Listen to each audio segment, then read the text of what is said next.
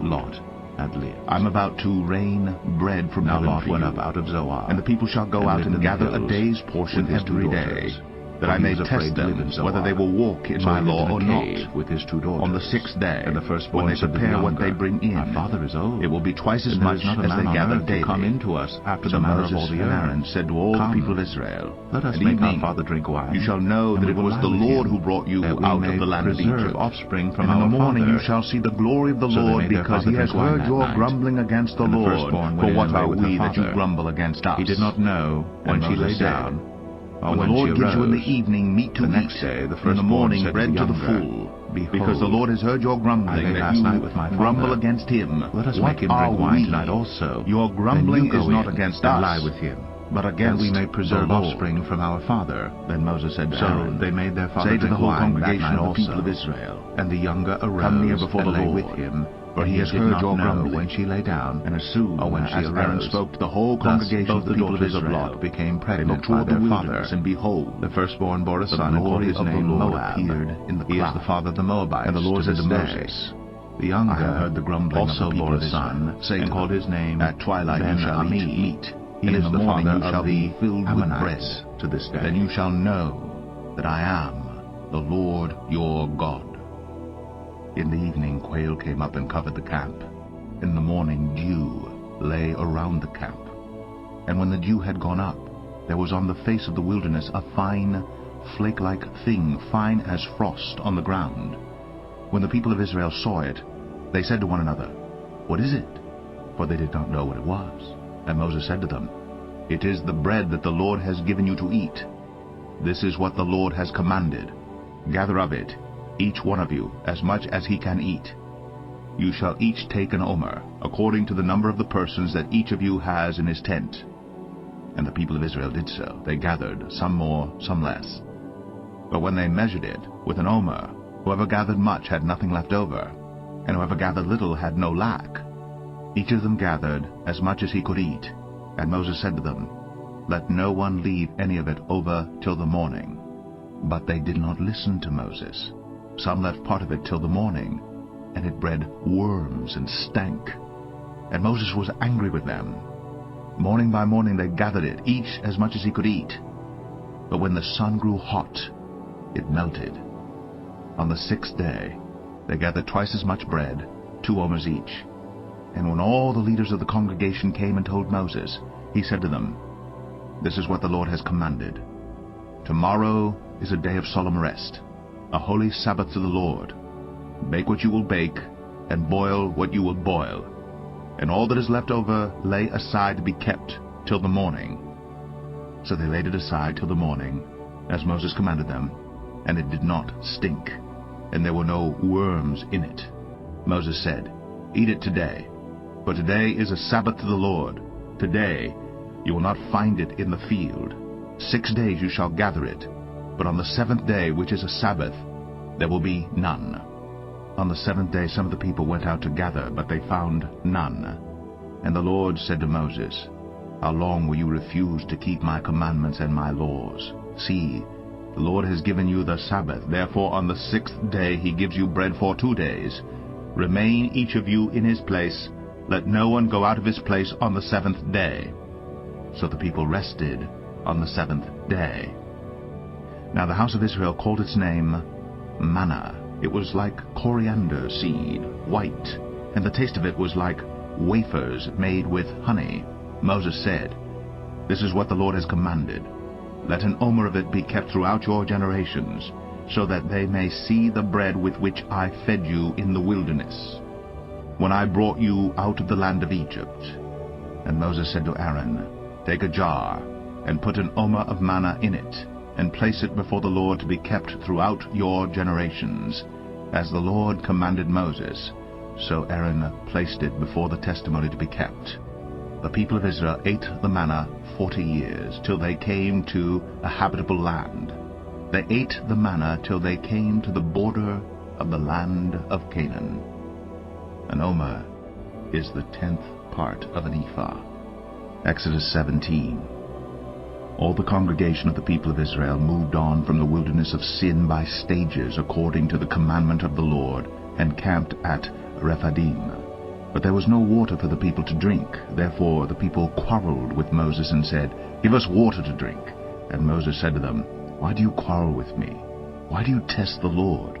But the people thirsted there for water, and the people grumbled against Moses and said, Why did you bring us up out of Egypt?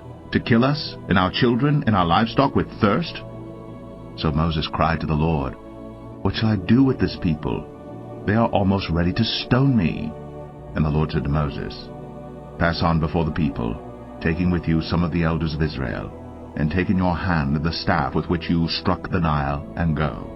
Behold, I will stand before you there on the rock at Horeb, and you shall strike the rock, and water shall come out of it, and the people will drink. And Moses did so, in the sight of the elders of Israel. And he called the name of the place Massah and Meribah, because of the quarreling of the people of Israel, and because they tested the Lord by saying, Is the Lord among us or not? Then Amalek came and fought with Israel at Rephidim. So Moses said to Joshua, Choose for us men, and go out and fight with Amalek.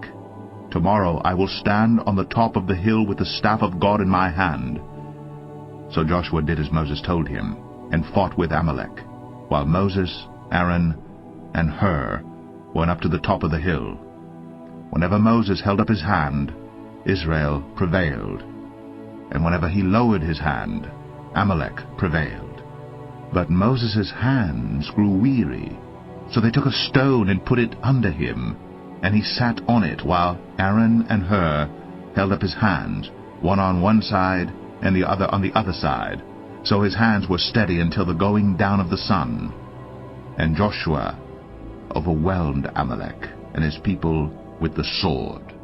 Then the Lord said to Moses, Write this as a memorial in a book, and recite it in the ears of Joshua, that I will utterly blot out the memory of Amalek from under heaven.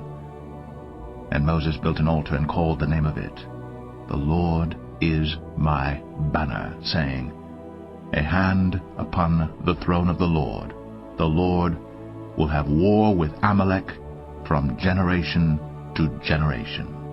Exodus 18. Jethro, the priest of Midian, Moses' father-in-law, heard of all that God had done for Moses and for Israel his people, how the Lord had brought Israel out of Egypt. Now Jethro, Moses' father-in-law, had taken Zipporah, Moses' wife, after he had sent her home along with her 2 sons. The name of the one was Gershom, for he said, I have been a sojourner in a foreign land. And the name of the other, Eleazar, for he said, The God of my father was my help, and delivered me from the sword of Pharaoh. Jethro, Moses' father-in-law, came with his sons and his wife to Moses in the wilderness, where he was encamped at the mountain of God. And when he sent word to Moses, I, your father-in-law Jethro, am coming to you with your wife and her 2 sons with her, Moses went out to meet his father-in-law and bowed down and kissed him. And they asked each other of their welfare, and went into the tent. Then Moses told his father-in-law all that the Lord had done to Pharaoh and to the Egyptians for Israel's sake, all the hardship that had come upon them in the way, and how the Lord had delivered them. And Jethro rejoiced for all the good that the Lord had done to Israel, in that he had delivered them out of the hand of the Egyptians. Jethro said, Blessed be the Lord, who has delivered you out of the hand of the Egyptians and out of the hand of Pharaoh, and has delivered the people from under the hand of the Egyptians. Now I know that the Lord is greater than all the gods, because in this affair they dealt arrogantly with the people. And Jethro, Moses' father-in-law, brought a burnt offering and sacrifices to God. And Aaron came with all the elders of Israel to eat bread with Moses his father-in-law before God. The next day Moses sat to judge the people. And the people stood around Moses from morning till evening. When Moses' father-in-law saw all that he was doing for the people, he said, What is this that you are doing for the people? Why do you sit alone, and all the people stand around you from morning till evening? And Moses said to his father-in-law, Because the people come to me to inquire of God. When they have a dispute, they come to me, and I decide between one person and another, and I make them know the statutes of God and his laws. Moses' father-in-law said to him, What you are doing is not good. You and the people with you will certainly wear yourselves out, for the thing is too heavy for you. You are not able to do it alone. Now obey my voice. I will give you advice, and God be with you. You shall represent the people before God, and bring their cases to God, and you shall warn them about the statutes and the laws, and make them know the way in which they must walk, and what they must do.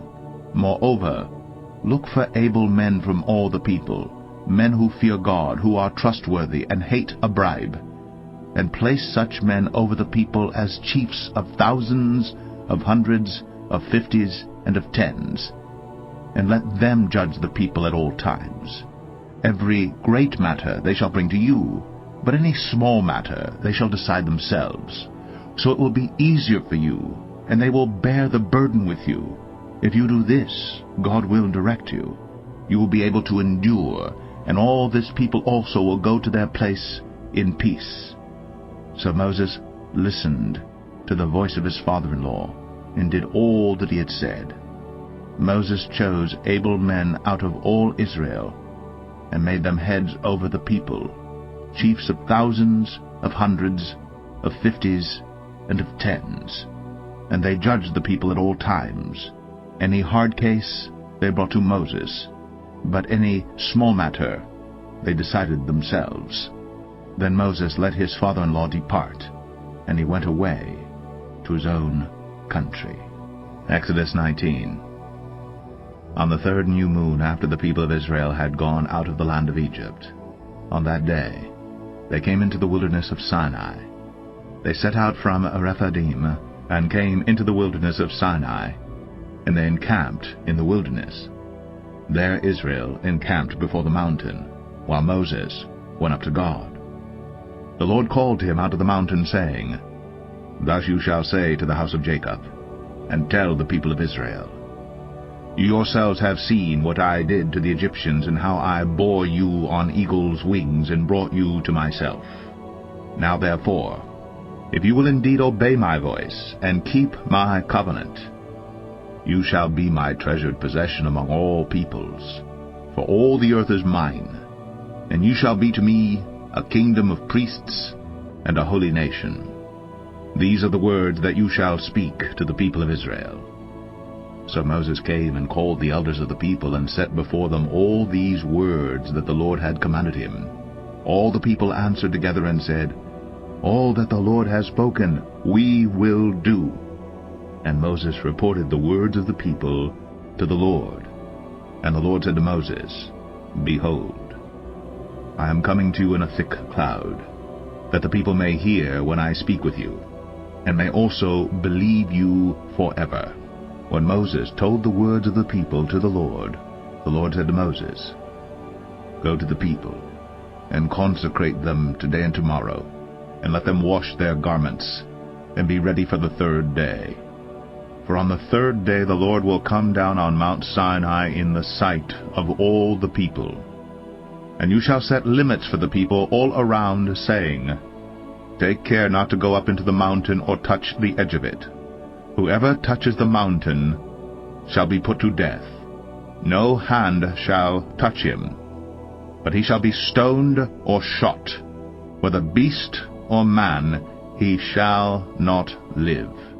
When the trumpet sounds a long blast, they shall come up to the mountain." So Moses went down from the mountain to the people, and consecrated the people, and they washed their garments. And he said to the people, "Be ready for the third day. Do not go near a woman." On the morning of the third day, there were thunders and lightnings, and a thick cloud on the mountain, and a very loud trumpet blast, so that all the people in the camp trembled. Then Moses brought the people out of the camp to meet God, and they took their stand at the foot of the mountain. Now Mount Sinai was wrapped in smoke, because the Lord had descended on it in fire. The smoke of it went up like a smoke of a kiln, and the whole mountain trembled greatly. And as the sound of the trumpet grew louder and louder, Moses spoke, and God answered him in thunder. The Lord came down on Mount Sinai to the top of the mountain, and the Lord called Moses to the top of the mountain. And Moses went up. And the Lord said to Moses, "Go down and warn the people, lest they break through to the Lord to look, and many of them perish. Also let the priests who come near to the Lord consecrate themselves, lest the Lord break out against them." And Moses said to the Lord, The people cannot come up to Mount Sinai, for you yourself warned us, saying, Set limits around the mountain, and consecrate it. And the Lord said to him, Go down, and come up, bringing Aaron with you. But do not let the priests and the people break through to come up to the Lord, lest he break out against them. So Moses went down to the people and told them. Exodus 20. And God spoke all these words, saying, I am the Lord your God, who brought you out of the land of Egypt, out of the house of slavery. You shall have no other gods before me. You shall not make for yourself a carved image, or any likeness of anything that is in heaven above, or that is in the earth beneath, or that is in the water under the earth. You shall not bow down to them or serve them. For I, the Lord your God, am a jealous God, visiting the iniquity of the fathers on the children to the third and the fourth generation of those who hate me, but showing steadfast love to thousands of those who love me and keep my commandments. You shall not take the name of the Lord your God in vain, for the Lord will not hold him guiltless who takes his name in vain. Remember the Sabbath day, to keep it holy. 6 days you shall labor, and do all your work. But the seventh day is a Sabbath to the Lord your God. On it you shall not do any work, you, or your son, or your daughter, your male servant, or your female servant, or your livestock, or the sojourner who is within your gates.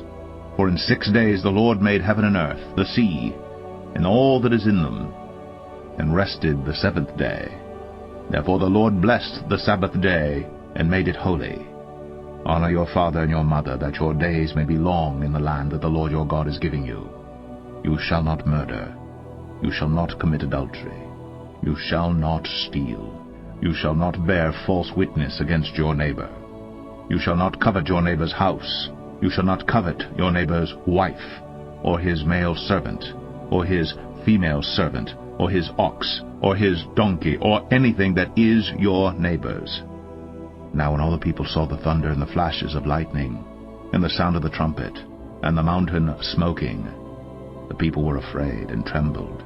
And they stood far off and said to Moses, You speak to us, and we will listen, but do not let God speak to us, lest we die. Moses said to the people, Do not fear, for God has come to test you, that the fear of him may be before you, that you may not sin. The people stood far off, while Moses drew near to the thick darkness where God was. And the Lord said to Moses, Thus you shall say to the people of Israel, You have seen for yourselves that I have talked with you from heaven. You shall not make gods of silver to be with me, nor shall you make for yourselves gods of gold. An altar of earth you shall make for me, and sacrifice on it burnt offerings, and your peace offerings, your sheep and your oxen. In every place where I cause my name to be remembered, I will come to you and bless you. If you make me an altar of stone, you shall not build it of hewn stones, for if you wield your tool on it, you profane it. And you shall not go up by steps to my altar, that your nakedness be not exposed on it. Exodus 21. Now these are the rules that you shall set before them. When you buy a Hebrew slave, he shall serve 6 years, and in the 7th he shall go out free for nothing. If he comes in single, he shall go out single. If he comes in married, then his wife shall go out with him. If his master gives him a wife, and she bears him sons or daughters, the wife and her children shall be her master's, and he shall go out alone. But if the slave plainly says, I love my master, my wife, and my children, I will not go out free, then his master shall bring him to God, and he shall bring him to the door or the doorpost. And his master shall bore his ear through with an awl, and he shall be his slave forever. When a man sells his daughter as a slave, she shall not go out as the male slaves do, if she does not please her master, who has designated her for himself. Then he shall let her be redeemed. He shall have no right to sell her to a foreign people, since he has broken faith with her. If he designates her for his son, he shall deal with her as with a daughter. If he takes another wife to himself, he shall not diminish her food, her clothing, or her marital rights. And if he does not do these 3 things for her, she shall go out for nothing without payment of money. Whoever strikes a man so that he dies shall be put to death. But if he did not lie in wait for him, but God let him fall into his hand, then I will appoint for you a place to which he may flee. But if a man willfully attacks another to kill him by cunning, you shall take him from my altar, that he may die. Whoever strikes his father or his mother shall be put to death. Whoever steals a man and sells him, and anyone found in possession of him, shall be put to death. Whoever curses his father or his mother shall be put to death. When men quarrel, and one strikes the other with a stone, or with his fist, and the man does not die, but takes to his bed, then if the man rises again and walks outdoors with his staff, he who struck him shall be clear. Only he shall pay for the loss of his time, and shall have him thoroughly healed. When a man strikes his slave, male or female, with a rod, and the slave dies under his hand, he shall be avenged. But if the slave survives a day or 2, he is not to be avenged, for the slave is his money. When men strive together and hit a pregnant woman, so that her children come out, but there is no harm, the one who hit her shall surely be fined, as the woman's husband shall impose on him, and he shall pay as the judges determine. But if there is harm, then you shall pay life for life, eye for eye, tooth for tooth, hand for hand, foot for foot, burn for burn, wound for wound, stripe for stripe. When a man strikes the eye of his slave, male or female, and destroys it, he shall let the slave go free because of his eye. If he knocks out the tooth of his slave, male or female, he shall let the slave go free because of his tooth. When an ox gores a man or woman to death, the ox shall be stoned, and its flesh shall not be eaten, but the owner of the ox shall not be liable. But if the ox has been accustomed to gore in the past, and its owner has been warned but has not kept it in, and it kills a man or a woman, the ox shall be stoned, and its owner also shall be put to death. If a ransom is imposed on him, then he shall give for the redemption of his life whatever is imposed on him. If it gores a man's son or daughter, he shall be dealt with according to this same rule. If the ox gores a slave, male or female, the owner shall give to their master 30 shekels of silver, and the ox shall be stoned. When a man opens a pit, or when a man digs a pit and does not cover it, and an ox or donkey falls into it, the owner of the pit shall make restoration. He shall give money to its owner, and the dead beast shall be his. When one man's ox butts another so that it dies, then they shall sell the live ox and share its price, and the dead beast also they shall share. Or if it is known that the ox has been accustomed to gore in the past, and its owner has not kept it in, he shall repay ox for ox, and the dead beast shall be his. Exodus 22. If a man steals an ox or a sheep, and kills it or sells it, he shall repay 5 oxen for an ox, and 4 sheep for a sheep. If a thief is found breaking in and is struck so that he dies, there shall be no blood guilt for him. But if the sun has risen on him, there shall be blood guilt for him. He shall surely pay. If he has nothing, then he shall be sold for his theft. If the stolen beast is found alive in his possession, whether it is an ox or a donkey or a sheep, he shall pay double. If a man causes a field or vineyard to be grazed over, or lets his beast loose, and it feeds in another man's field, he shall make restitution from the beast in his own field and in his own vineyard. If fire breaks out, and catches in thorns so that the stacked grain or the standing grain or the field is consumed, he who started the fire shall make full restitution. If a man gives to his neighbor money, or goods to keep safe, and it is stolen from the man's house, then, if the thief is found, he shall pay double. If the thief is not found, the owner of the house shall come near to God to show whether or not he has put his hand to his neighbor's property. For every breach of trust, whether it is for an ox, for a donkey, for a sheep, for a cloak, or for any kind of lost thing of which one says, "This is it," the case of both parties shall come before God. The one whom God condemns shall pay double to his neighbor. If a man gives to his neighbor a donkey or an ox or a sheep, or any beast to keep safe, and it dies, or is injured, or is driven away, without anyone seeing it, an oath by the Lord shall be between them both to see whether or not he has put his hand to his neighbor's property. The owner shall accept the oath, and he shall not make restitution. But if it is stolen from him, he shall make restitution to its owner. If it is torn by beasts, let him bring it as evidence. He shall not make restitution for what has been torn. If a man borrows anything of his neighbor, and it is injured or dies, the owner not being with it, he shall make full restitution. If the owner was with it, he shall not make restitution. If it was hired, it came for its hiring fee. If a man seduces a virgin, who is not engaged to be married, and lies with her, he shall give the bride price for her and make her his wife.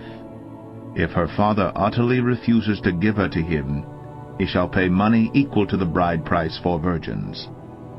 You shall not permit a sorceress to live.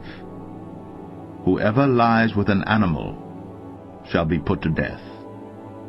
Whoever sacrifices to any god other than the Lord alone shall be devoted to destruction. You shall not wrong a sojourner or oppress him, for you were sojourners in the land of Egypt. You shall not mistreat any widow or fatherless child. If you do mistreat them, and they cry out to me, I will surely hear their cry, and my wrath will burn, and I will kill you with the sword, and your wives shall become widows, and your children fatherless. If you lend money to any of my people with you who is poor, you shall not be like a moneylender to him, and you shall not exact interest from him. If ever you take your neighbor's cloak in pledge, you shall return it to him before the sun goes down, for that is his only covering, and it is his cloak for his body. In what else shall he sleep? And if he cries to me, I will hear, for I am compassionate. You shall not revile God, nor curse a ruler of your people. You shall not delay to offer from the fullness of your harvest and from the outflow of your presses. The firstborn of your sons you shall give to me. You shall do the same with your oxen and with your sheep. 7 days it shall be with its mother. On the 8th day you shall give it to me. You shall be consecrated to me. Therefore you shall not eat any flesh that is torn by beasts in the field. You shall throw it to the dogs. Exodus 23. You shall not spread a false report. You shall not join hands with a wicked man to be a malicious witness. You shall not fall in with the many to do evil, nor shall you bear witness in a lawsuit, siding with the many, so as to pervert justice. Nor shall you be partial to a poor man in his lawsuit. If you meet your enemy's ox, or his donkey going astray, you shall bring it back to him. If you see the donkey of one who hates you lying down under its burden, you shall refrain from leaving him with it. You shall rescue it with him. You shall not pervert the justice due to your poor in his lawsuit. Keep far from a false charge, and do not kill the innocent and righteous, for I will not acquit the wicked. And you shall take no bribe, for a bribe blinds the clear-sighted, and subverts the cause of those who are in the right. You shall not oppress a sojourner. You know the heart of a sojourner, for you were sojourners in the land of Egypt. For 6 years you shall sow your land, and gather in its yield. But the 7th year you shall let it rest and lie fallow, that the poor of your people may eat, and what they leave the beasts of the field may eat. You shall do likewise with your vineyard and with your olive orchard. 6 days you shall do your work, but on the 7th day you shall rest, that your ox and your donkey may have rest, and the son of your servant woman and the alien may be refreshed. Pay attention to all that I have said to you, and make no mention of the names of other gods, nor let it be heard on your lips. 3 times in the year you shall keep a feast to me. You shall keep the feast of unleavened bread, as I commanded you. You shall eat unleavened bread for 7 days at the appointed time in the month of Abib, for in it you came out of Egypt. None shall appear before me empty-handed. You shall keep the feast of harvest of the first fruits of your labor, of what you sow in the field. You shall keep the feast of ingathering at the end of the year, when you gather in from the field the fruit of your labor. 3 times in the year shall all your males appear before the Lord God. You shall not offer the blood of my sacrifice with anything leavened, or let the fat of my feast remain until the morning. The best of the first fruits of your ground you shall bring into the house of the Lord your God. You shall not boil a young goat in its mother's milk. Behold, I send an angel before you to guard you on the way, and to bring you to the place that I have prepared. Pay careful attention to him and obey his voice. Do not rebel against him, for he will not pardon your transgression, for my name is in him. But if you carefully obey his voice, and do all that I say, then I will be an enemy to your enemies, and an adversary to your adversaries.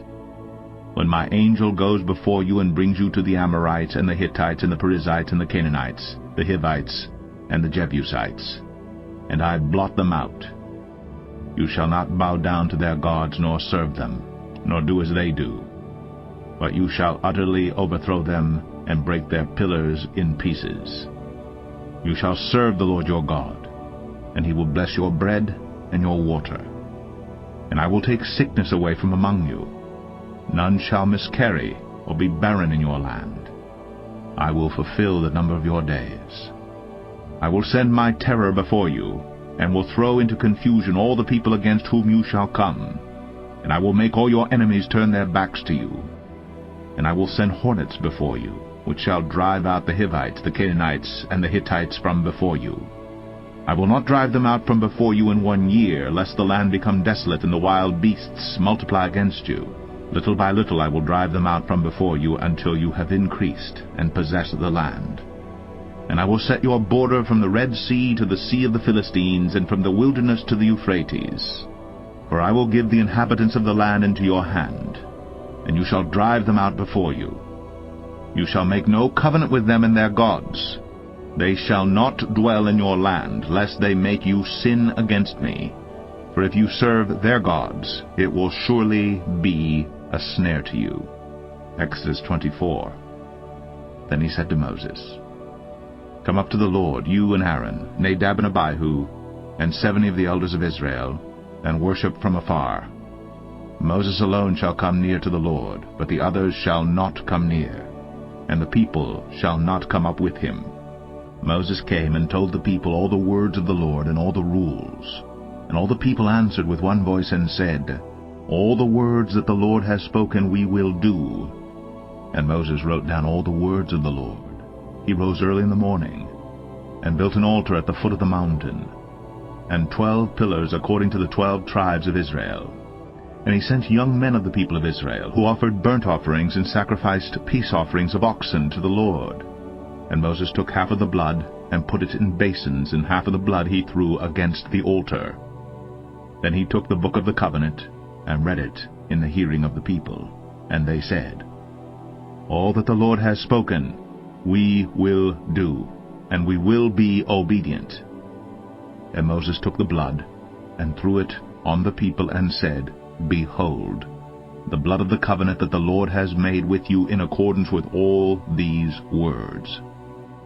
Then Moses and Aaron, Nadab and Abihu, and 70 of the elders of Israel went up, and they saw the God of Israel. There was under his feet, as it were, a pavement of sapphire stone, like the very heaven for clearness, and he did not lay his hand on the chief men of the people of Israel. They beheld God, and ate and drank. The Lord said to Moses, "Come up to me on the mountain and wait there, that I may give you the tablets of stone, with the law and the commandment which I have written for their instruction." So Moses rose with his assistant Joshua, and Moses went up into the mountain of God. And he said to the elders, "Wait here for us until we return to you. And behold, Aaron and Hur are with you. Whoever has a dispute, let him go to them." Then Moses went up on the mountain, and the cloud covered the mountain. The glory of the Lord dwelt on Mount Sinai, and the cloud covered it 6 days. And on the 7th day he called to Moses out of the midst of the cloud. Now the appearance of the glory of the Lord was like a devouring fire on the top of the mountain in the sight of the people of Israel. Moses entered the cloud and went up on the mountain. And Moses was on the mountain 40 days and 40 nights. Exodus 25. The Lord said to Moses, "Speak to the people of Israel, that they take for me a contribution. From every man whose heart moves him, you shall receive the contribution for me. And this is the contribution that you shall receive from them: gold, silver, and bronze, blue and purple and scarlet yarns, and fine twined linen, goat's hair, tanned ram skins, goat skins, acacia wood, oil for the lamps, spices for the anointing oil, and for the fragrant incense, onyx stones, and stones for setting, for the ephod and for the breastpiece. And let them make me a sanctuary, that I may dwell in their midst. Exactly as I show you concerning the pattern of the tabernacle, and of all its furniture, so you shall make it. They shall make an ark of acacia wood. 2 cubits and a half shall be its length, 1 cubit and a half its breadth, and 1 cubit and a half its height. You shall overlay it with pure gold. Inside and outside shall you overlay it. And you shall make on it a molding of gold around it. You shall cast 4 rings of gold for it, and put them on its 4 feet, 2 rings on the one side of it, and 2 rings on the other side of it. You shall make poles of acacia wood, and overlay them with gold. And you shall put the poles into the rings on the sides of the ark, to carry the ark by them. The poles shall remain in the rings of the ark. They shall not be taken from it. And you shall put into the ark the testimony that I shall give you. You shall make a mercy seat of pure gold. 2 cubits and a half shall be its length, and 1 cubit and a half its breadth. And you shall make 2 cherubim of gold. Of hammered work shall you make them, on the 2 ends of the mercy seat. Make 1 cherub on the one end, and 1 cherub on the other end. Of one piece with the mercy seat shall you make the cherubim on its 2 ends. The cherubim shall spread out their wings above, overshadowing the mercy seat with their wings. Their faces one to another toward the mercy seat shall the faces of the cherubim be. And you shall put the mercy seat on the top of the ark. And in the ark you shall put the testimony that I shall give you. There I will meet with you. And from above the mercy seat, from between the 2 cherubim that are on the ark of the testimony, I will speak with you about all that I will give you in commandment for the people of Israel. You shall make a table of acacia wood. 2 cubits shall be its length, 1 cubit its breadth, and 1 cubit and a half its height. You shall overlay it with pure gold, and make a molding of gold around it. And you shall make a rim around it 1 handbreadth wide, and a molding of gold around the rim. And you shall make for it 4 rings of gold, and fasten the rings to the 4 corners at its 4 legs. Close to the frame the rings shall lie as holders for the pole to carry the table. You shall make the poles of acacia wood, and overlay them with gold, and the table shall be carried with these. And you shall make its plates and dishes for incense, and its flagons and bowls with which to pour drink offerings. You shall make them of pure gold. And you shall set the bread of the presence on the table before me regularly. You shall make a lampstand of pure gold. The lampstand shall be made of hammered work, its base, its stem, its cups, Its calyxes and its flowers shall be of one piece with it. And there shall be 6 branches going out of its sides, 3 branches of the lampstand out of one side of it, and 3 branches of the lampstand out of the other side of it. 3 cups made like almond blossoms, each with calyx and flower on one branch, each with calyx and flower on the other branch, so for the 6 branches going out of the lampstand. And on the lampstand itself there shall be 4 cups made like almond blossoms with their calyxes and flowers, and a calyx of one piece with it under each pair of the 6 branches going out from the lampstand. Their calyxes and their branches shall be of one piece with it, the whole of it, a single piece of hammered work of pure gold. You shall make 7 lamps for it, and the lamp shall be set up so as to give light on the space in front of it. Its tongues and their trays shall be of pure gold. It shall be made with all these utensils out of a talent of pure gold. And see that you make them after the pattern for them, which is being shown you on the mountain. Exodus 26. Moreover, you shall make the tabernacle with 10 curtains of fine twined linen, and blue and purple and scarlet yarns. You shall make them with cherubim skillfully worked into them. The length of each curtain shall be 28 cubits, and the breadth of each curtain 4 cubits. All the curtains shall be the same size. 5 curtains shall be coupled to one another, and the other 5 curtains shall be coupled to one another.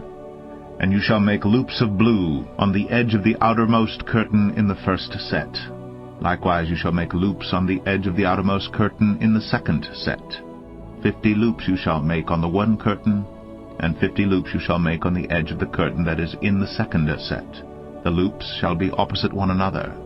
And you shall make 50 clasps of gold, and couple the curtains one to the other with the clasps, so that the tabernacle may be a single whole. You shall also make curtains of goat's hair for a tent over the tabernacle. 11 curtains shall you make. The length of each curtain shall be 30 cubits, and the breadth of each curtain 4 cubits. The 11 curtains shall be the same size. You shall couple 5 curtains by themselves, and 6 curtains by themselves, and the 6th curtain you shall double over at the front of the tent. You shall make 50 loops on the edge of the curtain that is outermost in one set, and 50 loops on the edge of the curtain that is outermost in the second set. You shall make 50 clasps of bronze, and put the clasps into the loops, and couple the tent together that it may be a single whole. And the part that remains of the curtains of the tent, the half curtain that remains, shall hang over the back of the tabernacle. And the extra that remains in the length of the curtains, the cubit on the one side and the cubit on the other side, shall hang over the sides of the tabernacle on this side and that side to cover it. And you shall make for the tent a covering of tanned rams' skins, and a covering of goat skins on top. You shall make upright frames for the tabernacle of acacia wood. 10 cubits shall be the length of a frame, and a cubit and a half the breadth of each frame. There shall be 2 tenons in each frame for fitting together. So shall you do for all the frames of the tabernacle.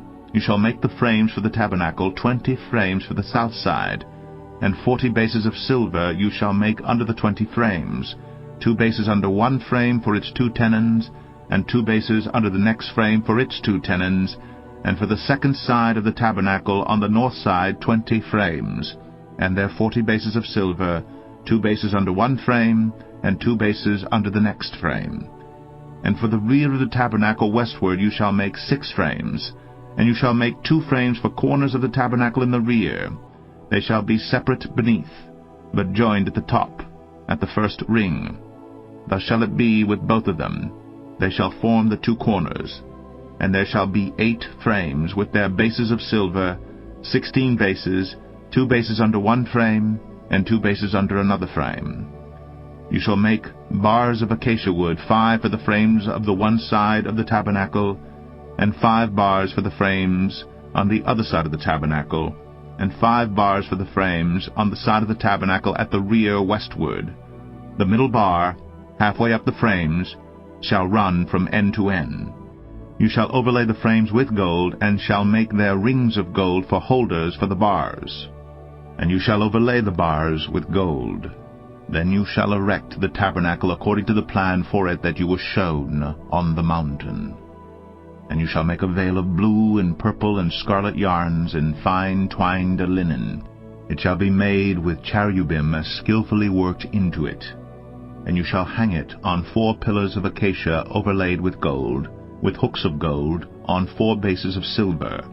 And you shall hang the veil from the clasps, and bring the ark of the testimony in there within the veil. And the veil shall separate for you the holy place from the most holy. You shall put the mercy seat on the ark of the testimony in the most holy place. And you shall set the table outside the veil, and the lampstand on the south side of the tabernacle opposite the table, and you shall put the table on the north side. You shall make a screen for the entrance of the tent of blue and purple and scarlet yarns and fine twined linen, embroidered with needlework. And you shall make for the screen 5 pillars of acacia, and overlay them with gold. Their hooks shall be of gold, and you shall cast 5 bases of bronze for them. Exodus 27. You shall make the altar of acacia wood 5 cubits long, and 5 cubits broad. The altar shall be square, and its height shall be 3 cubits. And you shall make horns for it on its 4 corners. Its horns shall be of one piece with it, and you shall overlay it with bronze. You shall make pots for it to receive its ashes, and shovels, and basins, and forks, and firepans. You shall make all its utensils of bronze. You shall also make for it a grating, a network of bronze, and on the net you shall make 4 bronze rings at its 4 corners, and you shall set it under the ledge of the altar so that the net extends halfway down the altar.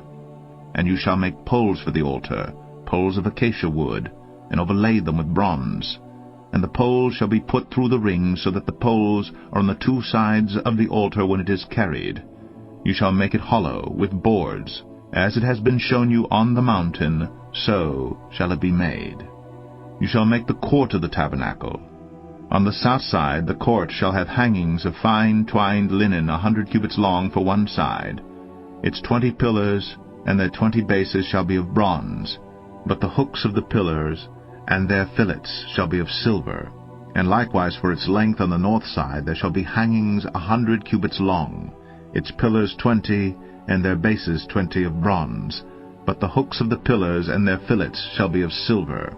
And for the breadth of the court on the west side there shall be hangings for 50 cubits, with 10 pillars and 10 bases. The breadth of the court on the front of the east shall be 50 cubits. The hangings for the one side of the gate shall be 15 cubits, with their 3 pillars and 3 bases. On the other side the hangings shall be 15 cubits, with their 3 pillars and 3 bases. For the gate of the court there shall be a screen 20 cubits long, of blue and purple and scarlet yarns, and fine twined linen, embroidered with needlework. It shall have 4 pillars, and with them 4 bases. All the pillars around the court shall be filleted with silver. Their hooks shall be of silver, and their bases of bronze. The length of the court shall be 100 cubits, the breadth 50, and the height 5 cubits, with hangings of fine twined linen and bases of bronze. All the utensils of the tabernacle for every use, and all its pegs, and all the pegs of the court, shall be of bronze. You shall command the people of Israel that they bring to you pure beaten olive oil for the light, that a lamp may regularly be set up to burn. In the tent of meeting outside the veil that is before the testimony, Aaron and his sons shall tend it from evening to morning before the Lord. It shall be a statute forever, to be observed throughout their generations by the people of Israel. Exodus 28. Then bring near to you Aaron your brother, and his sons with him, from among the people of Israel, to serve me as priests, Aaron and Aaron's sons, Nadab and Abihu, Eleazar and Ithamar. And you shall make holy garments for Aaron your brother, for glory and for beauty. You shall speak to all the skillful whom I have filled with a spirit of skill, that they make Aaron's garments to consecrate him for my priesthood.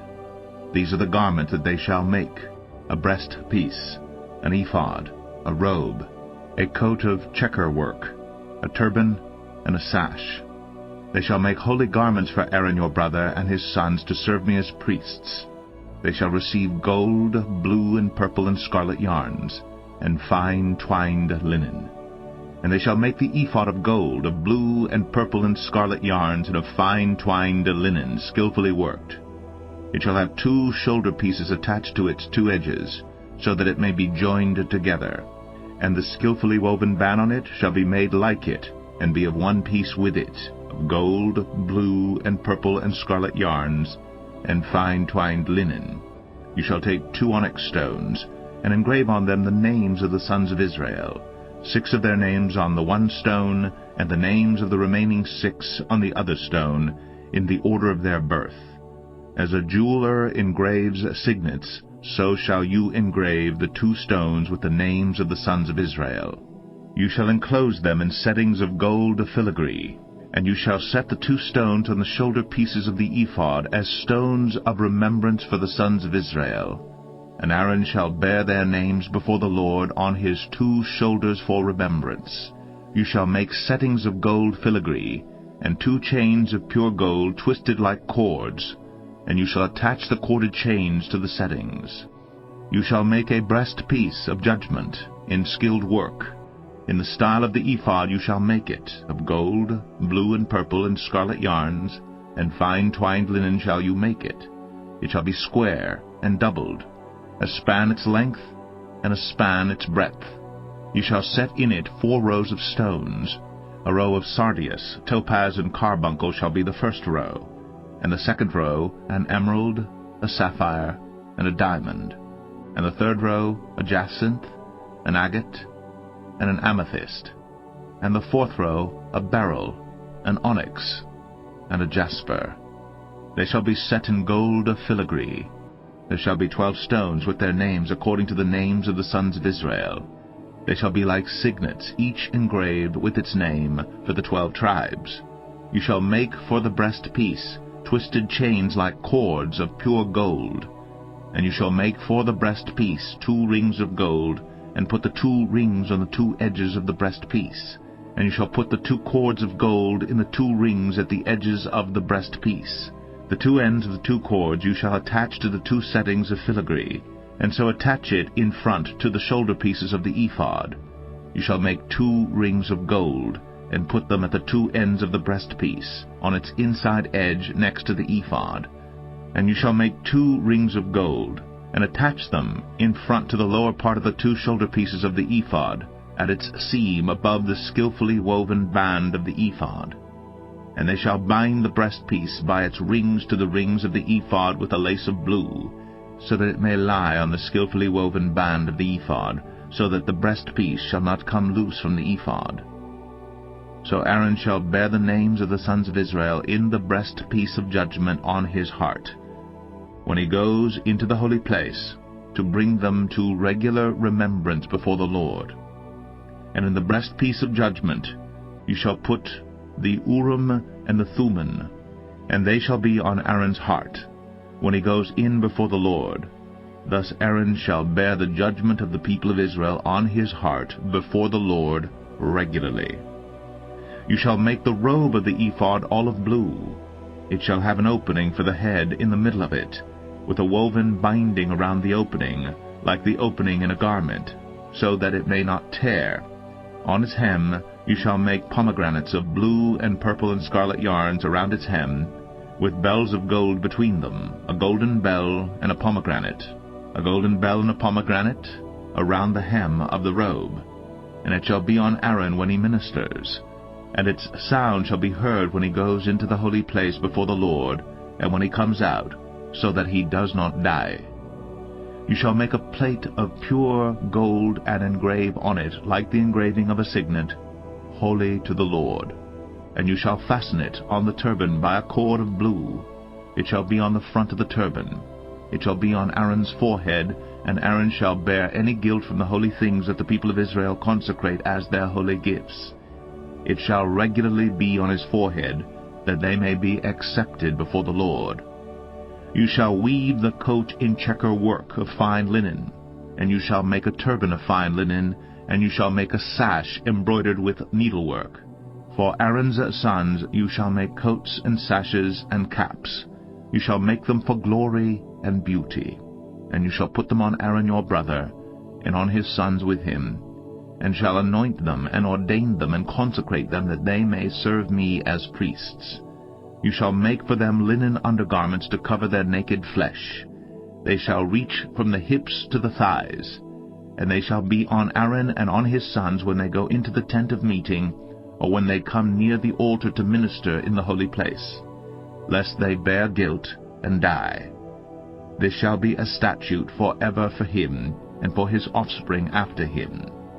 Exodus 29. Now this is what you shall do to them to consecrate them, that they may serve me as priests. Take 1 bull of the herd and 2 rams without blemish, and unleavened bread, unleavened cakes mixed with oil, and unleavened wafers smeared with oil. You shall make them of fine wheat flour.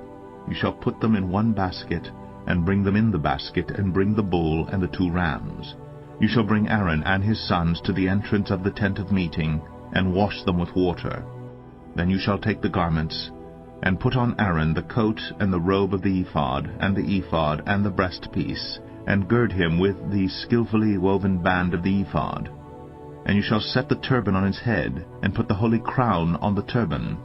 You shall take the anointing oil, and pour it on his head, and anoint him. Then you shall bring his sons, and put coats on them. And you shall gird Aaron and his sons with sashes, and bind caps on them. And the priesthood shall be theirs by a statute forever. Thus you shall ordain Aaron and his sons. Then you shall bring the bull before the tent of meeting. Aaron and his sons shall lay their hands on the head of the bull. Then you shall kill the bull before the Lord at the entrance of the tent of meeting. And shall take part of the blood of the bull, and put it on the horns of the altar with your finger, and the rest of the blood you shall pour out at the base of the altar. And you shall take all the fat that covers the entrails, and the long lobe of the liver, and the 2 kidneys with the fat that is on them, and burn them on the altar. But the flesh of the bull, and its skin, and its dung, you shall burn with fire outside the camp. It is a sin offering. Then you shall take 1 of the rams, and Aaron and his sons shall lay their hands on the head of the ram, and you shall kill the ram, and shall take its blood and throw it against the sides of the altar. Then you shall cut the ram into pieces, and wash its entrails and its legs, and put them with its pieces and its head, and burn the whole ram on the altar. It is a burnt offering to the Lord. It is a pleasing aroma, a food offering to the Lord. You shall take the other ram, and Aaron and his sons shall lay their hands on the head of the ram. And you shall kill the ram, and take part of its blood, and put it on the tip of the right ear of Aaron, and on the tips of the right ears of his sons, and on the thumbs of their right hands, and on the great toes of their right feet, and throw the rest of the blood against the sides of the altar. Then you shall take part of the blood that is on the altar, and of the anointing oil, and sprinkle it on Aaron and his garments, and on his sons and his sons' garments with him. He and his garments shall be holy, and his sons and his sons' garments with him. You shall also take the fat from the ram, and the fat tail, and the fat that covers the entrails, and the long lobe of the liver, and the 2 kidneys with the fat that is on them, and the right thigh, for it is a ram of ordination, and 1 loaf of bread, and 1 cake of bread made with oil, and 1 wafer out of the basket of unleavened bread that is before the Lord. You shall put all these on the palms of Aaron, and on the palms of his sons, and wave them for a wave offering before the Lord. Then you shall take them from their hands, and burn them on the altar on top of the burnt offering, as a pleasing aroma before the Lord. It is a food offering to the Lord. You shall take the breast of the ram of Aaron's ordination, and wave it for a wave offering before the Lord, and it shall be your portion. And you shall consecrate the breast of the wave offering that is waved, and the thigh of the priest's portion that is contributed from the ram of ordination, from what was Aaron's and his sons. It shall be for Aaron and his sons as a perpetual due from the people of Israel, for it is a contribution. It shall be a contribution from the people of Israel from their peace offerings, their contribution to the Lord. The holy garments of Aaron shall be for his sons after him. They shall be anointed in them and ordained in them. The son who succeeds him as priest, who comes into the tent of meeting to minister in the holy place, shall wear them 7 days. You shall take the ram of ordination, and boil its flesh in a holy place. And Aaron and his sons shall eat the flesh of the ram, and the bread that is in the basket in the entrance of the tent of meeting. They shall eat those things with which atonement was made at their ordination and consecration, but an outsider shall not eat of them, because they are holy. And if any of the flesh for the ordination or of the bread remain until the morning, then you shall burn the remainder with fire. It shall not be eaten, because it is holy. Thus you shall do to Aaron and to his sons according to all that I have commanded you. Through 7 days shall you ordain them, and every day you shall offer a bull as a sin offering for atonement. Also you shall purify the altar when you make atonement for it, and shall anoint it to consecrate it. 7 days you shall make atonement for the altar and consecrate it, and the altar shall be most holy. Whatever touches the altar shall become holy. Now this is what you shall offer on the altar: 2 lambs a year old, day by day, regularly. 1 lamb you shall offer in the morning, and the other lamb you shall offer at twilight. And with the first lamb 1/10 seah of fine flour mingled with 1/4 of a hin of beaten oil, and 1/4 of a hin of wine for a drink offering. The other lamb you shall offer at twilight, and shall offer with it a grain offering and its drink offering as in the morning, for a pleasing aroma, a food offering to the Lord. It shall be a regular burnt offering throughout your generations at the entrance of the tent of meeting before the Lord, where I will meet with you to speak to you there. There I will meet with the people of Israel, and it shall be sanctified by my glory. I will consecrate the tent of meeting and the altar.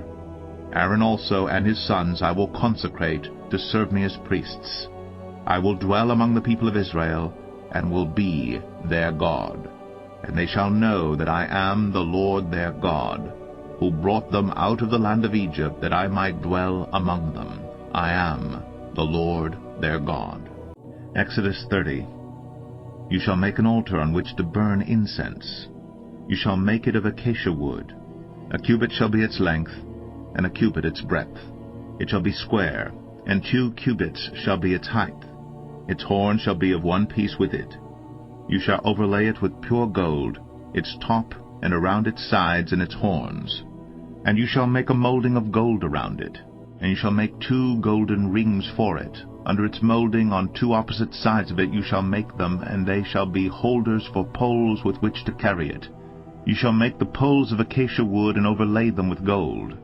And you shall put it in front of the veil that is above the ark of the testimony, in front of the mercy seat that is above the testimony, where I will meet with you.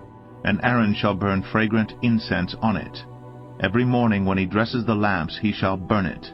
And when Aaron sets up the lamps at twilight he shall burn it, a regular incense offering before the Lord throughout your generations. You shall not offer unauthorized incense on it, or a burnt offering, or a grain offering, and you shall not pour a drink offering on it. Aaron shall make atonement on its horns once a year. With the blood of the sin offering of atonement he shall make atonement for it once in the year throughout your generations. It is most holy to the Lord. The Lord said to Moses, When you take the census of the people of Israel, then each shall give a ransom for his life to the Lord when you number them, that there be no plague among them when you number them. Each one who is numbered in the census shall give this: 1/2 shekel according to the shekel of the sanctuary. The shekel is 20 gerahs, 1/2 shekel as an offering to the Lord. Everyone who is numbered in the census from 20 years old and upward shall give the Lord's offering. The rich shall not give more, and the poor shall not give less than the 1/2 shekel, when you give the Lord's offering to make atonement for your lives. You shall take the atonement money from the people of Israel, and shall give it for the service of the tent of meeting, that it may bring the people of Israel to remembrance before the Lord, so as to make atonement for your lives. The Lord said to Moses, You shall also make a basin of bronze, with its stand of bronze for washing. You shall put it between the tent of meeting and the altar, and you shall put water in it, with which Aaron and his sons shall wash their hands and their feet. When they go into the tent of meeting, or when they come near the altar to minister, to burn a food offering to the Lord, they shall wash with water so that they may not die. They shall wash their hands and their feet so that they may not die. It shall be a statute forever to them, even to him and to his offspring throughout their generations. The Lord said to Moses, Take the finest spices, of liquid myrrh 500 shekels, and of sweet-smelling cinnamon half as much, that is 250, and 250 of aromatic cane, and 500 of cassia, according to the shekel of the sanctuary, and a hin of olive oil. And you shall make of these a sacred anointing oil, blended as by the perfumer. It shall be a holy anointing oil. With it you shall anoint the tent of meeting, and the ark of the testimony, and the table and all its utensils, and the lampstand and its utensils, and the altar of incense, and the altar of burnt offering with all its utensils, and the basin and its stand. You shall consecrate them, that they may be most holy. Whatever touches them will become holy. You shall anoint Aaron and his sons, and consecrate them, that they may serve me as priests. And you shall say to the people of Israel, This shall be my holy anointing oil throughout your generations. It shall not be poured on the body of an ordinary person, and you shall make no other like it in composition. It is holy, and it shall be holy to you. Whoever compounds any like it, or whoever puts any of it on an outsider, shall be cut off from his people. The Lord said to Moses, Take sweet spices, stacte and onycha, and galbanum, sweet spices with pure frankincense, of each shall there be an equal part. And make an incense blended as by the perfumer, seasoned with salt, pure and holy. You shall beat some of it very small, and put part of it before the testimony in the tent of meeting, where I shall meet with you. It shall be most holy for you. And the incense that you shall make according to its composition, you shall not make for yourselves.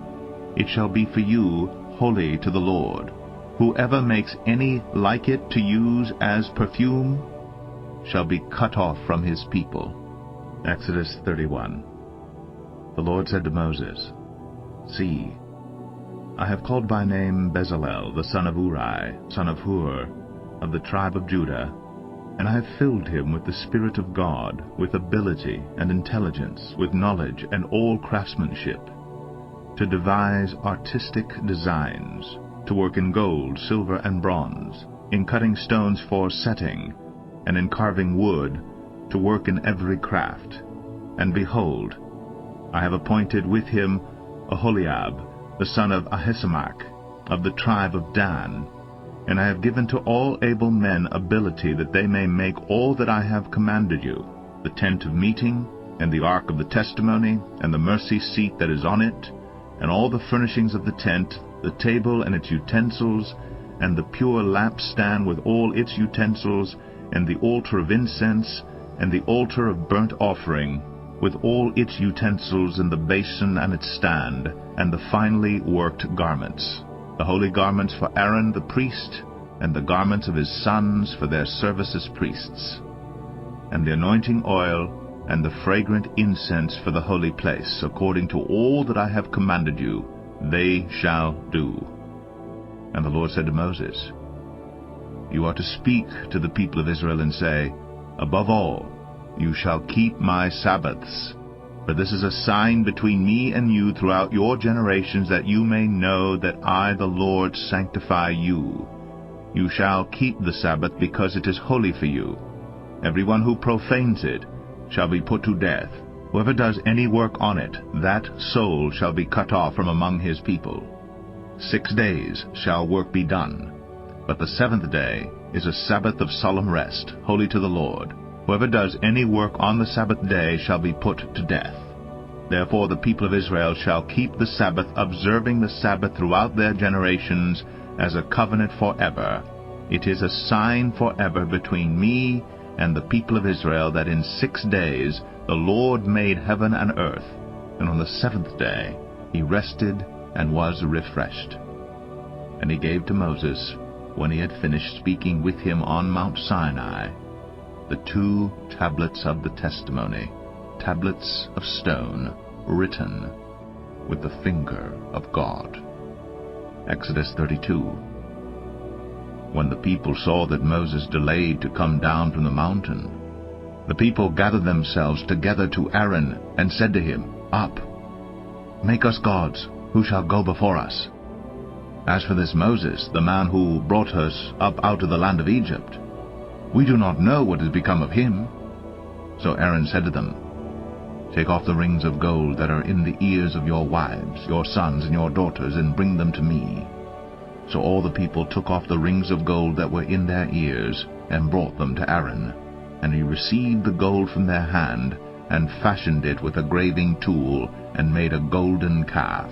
And they said, These are your gods, O Israel, who brought you up out of the land of Egypt. When Aaron saw this, he built an altar before it. And Aaron made proclamation and said, Tomorrow shall be a feast to the Lord. And they rose up early the next day, and offered burnt offerings, and brought peace offerings. And the people sat down to eat and drink, and rose up to play. And the Lord said to Moses, Go down, for your people whom you brought up out of the land of Egypt have corrupted themselves. They have turned aside quickly out of the way that I commanded them. They have made for themselves a golden calf, and have worshipped it, and sacrificed to it, and said, These are your gods, O Israel, who brought you up out of the land of Egypt.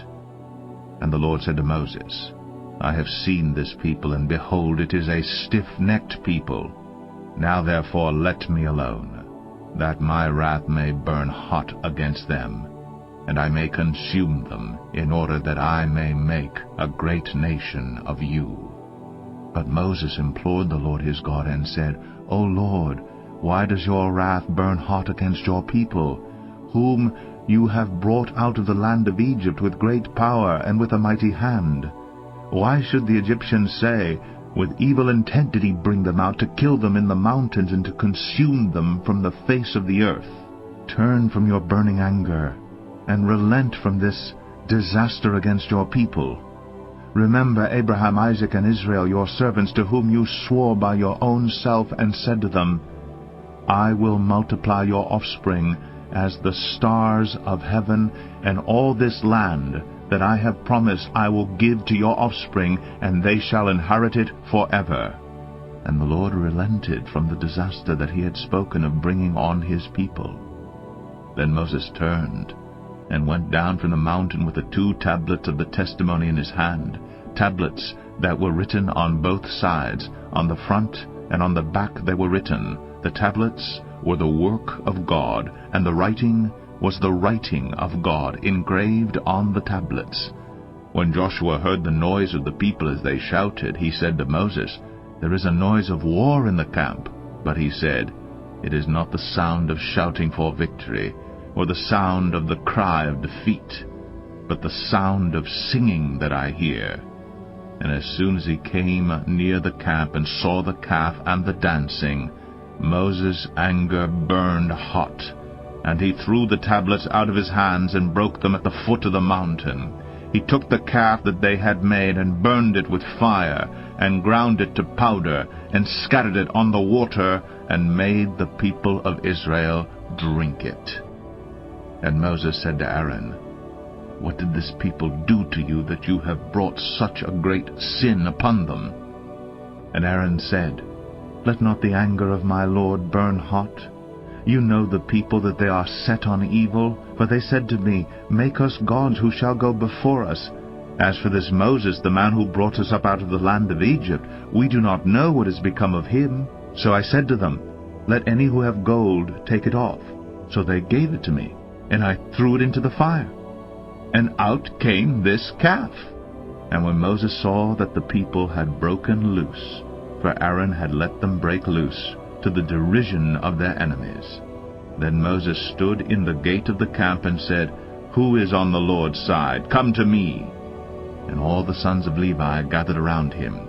And he said to them, Thus says the Lord God of Israel, Put your sword on your side, each of you, and go to and fro from gate to gate throughout the camp, and each of you kill his brother and his companion and his neighbor. And the sons of Levi did according to the word of Moses.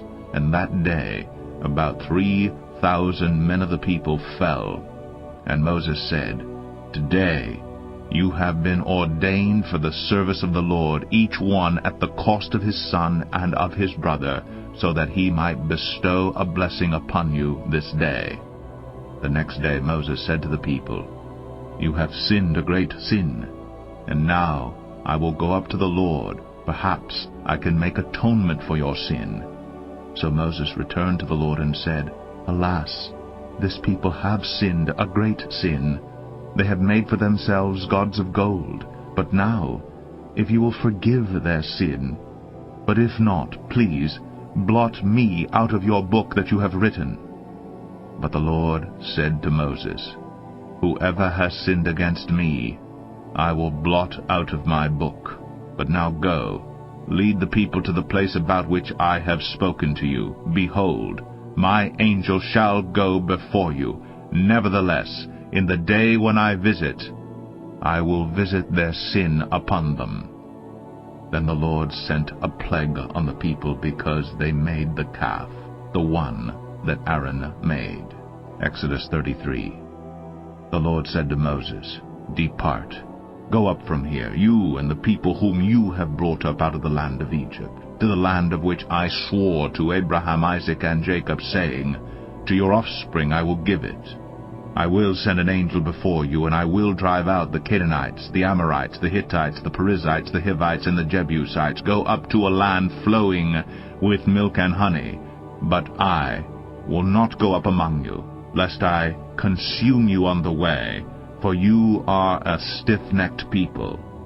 When the people heard this disastrous word, they mourned, and no one put on his ornaments. For the Lord had said to Moses, Say to the people of Israel, You are a stiff-necked people.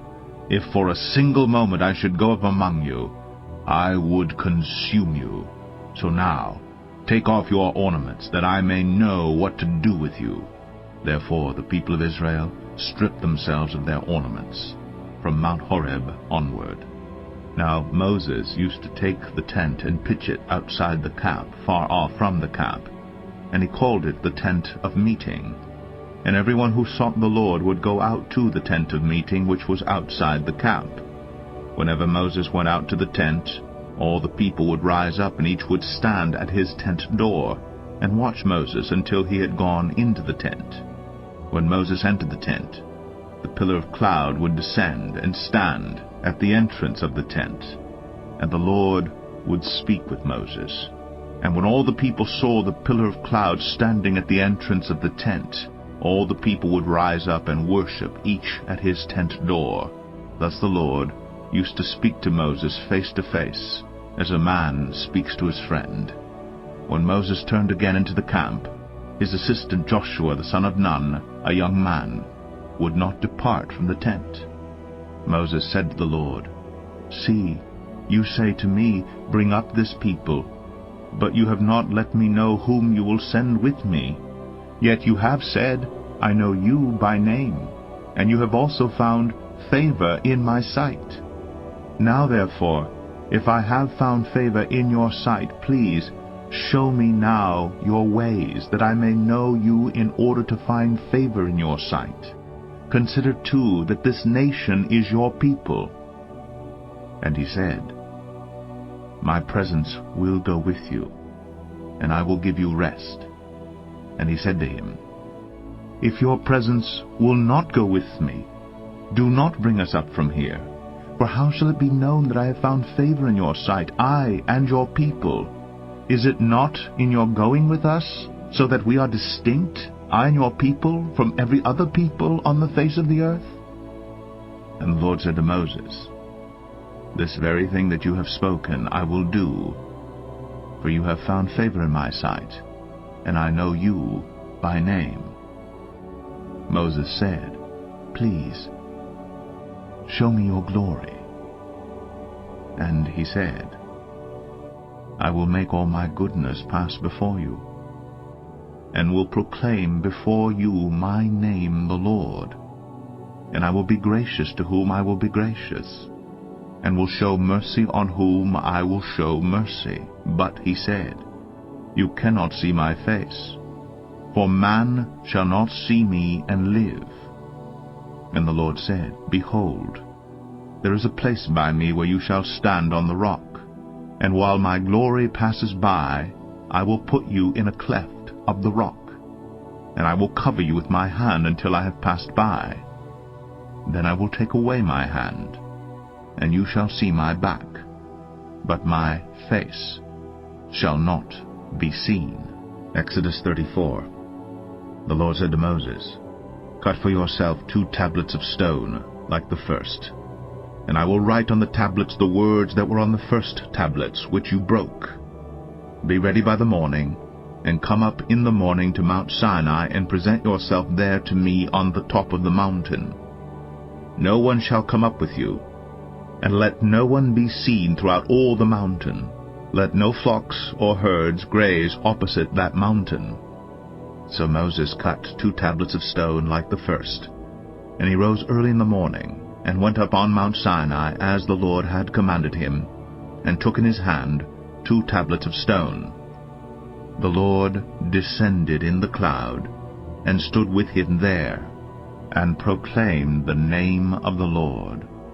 The Lord passed before him and proclaimed, The Lord, a God merciful and gracious, slow to anger, and abounding in steadfast love and faithfulness, keeping steadfast love for thousands, forgiving iniquity and transgression and sin, but who will by no means clear the guilty, visiting the iniquity of the fathers on the children and the children's children to the 3rd and the 4th generation.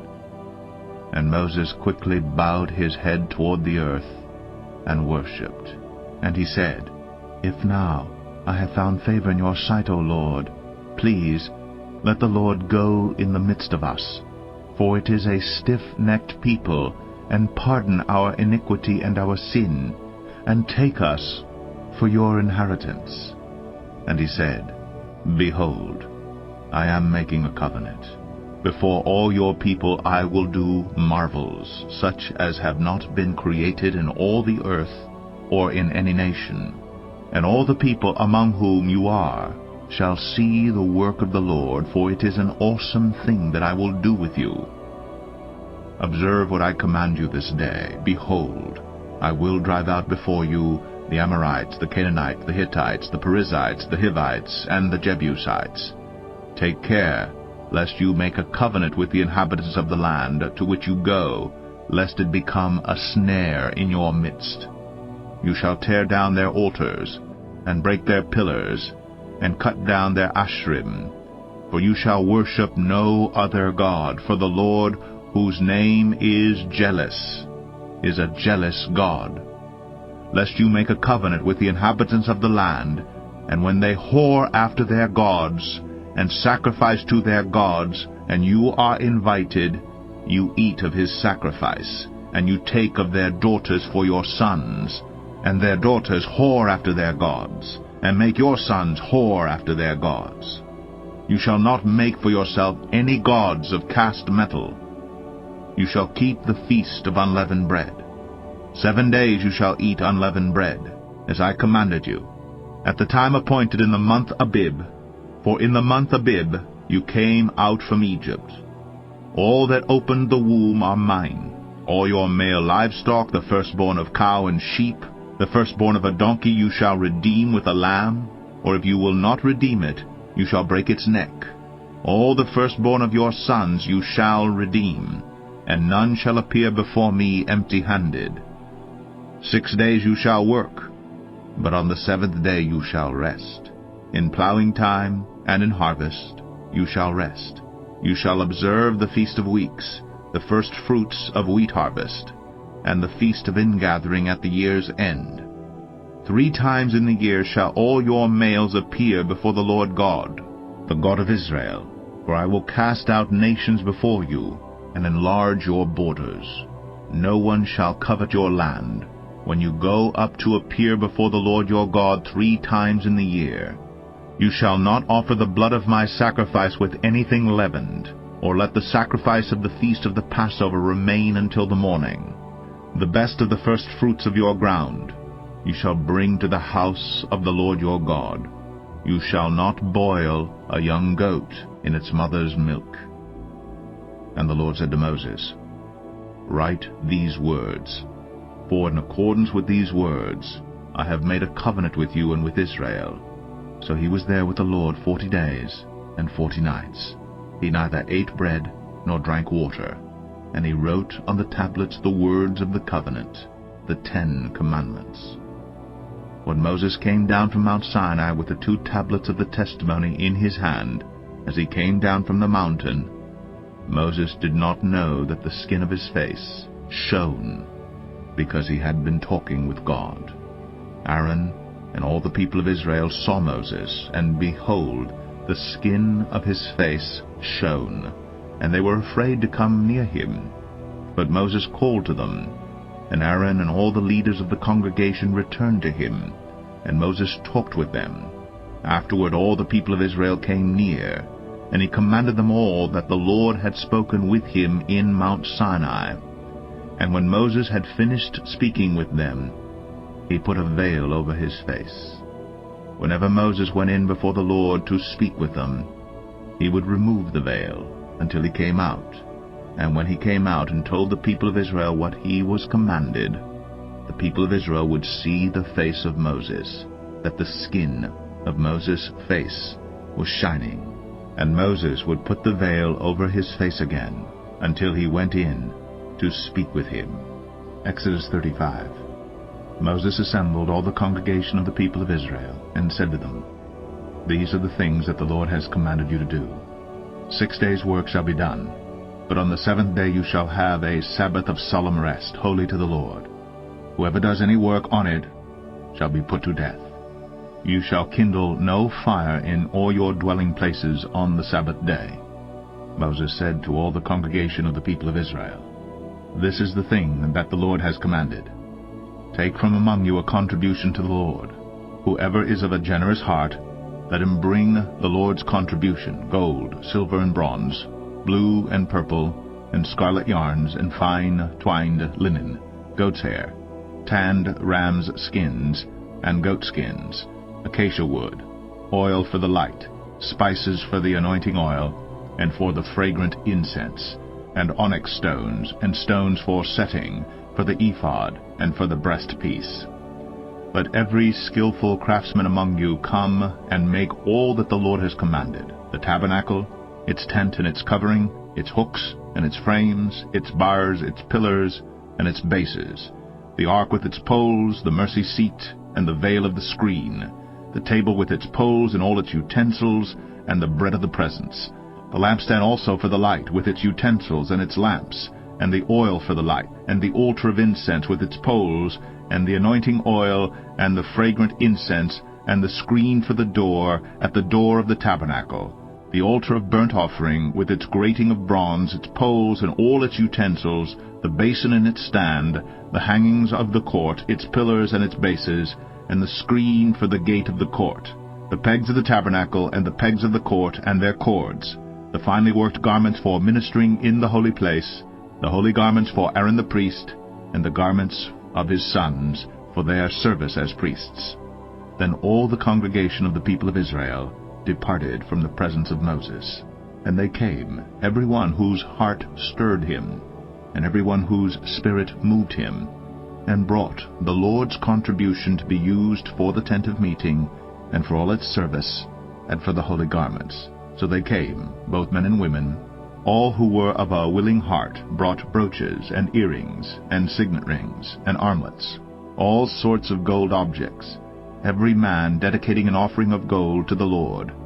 And every one who possessed blue or purple or scarlet yarns, or fine linen, or goat's hair, or tanned ram's skins, or goat skins brought them. Every one who could make a contribution of silver or bronze brought it as the Lord's contribution. And every one who possessed acacia wood of any use in the work brought it. And every skillful woman spun with her hands, and they all brought what they had spun in blue, and purple, and scarlet yarns, and fine twined linen. All the women whose hearts stirred them to use their skill spun the goat's hair. And the leaders brought onyx stones, and stones to be set for the ephod, and for the breastpiece, and spices, and oil for the light, and for the anointing oil, and for the fragrant incense. All the men and women, the people of Israel, whose heart moved them to bring anything for the work that the Lord had commanded by Moses to be done, brought it, as a freewill offering to the Lord. Then Moses said to the people of Israel, See, the Lord has called by name Bezalel the son of Uri, son of Hur, of the tribe of Judah, and he has filled him with the Spirit of God, with skill, with intelligence, with knowledge, and with all craftsmanship, to devise artistic designs, to work in gold and silver and bronze, in cutting stones for setting, and in carving wood, for work in every skilled craft. And he has inspired him to teach, both him and Oholiab, the son of Ahisamach, of the tribe of Dan.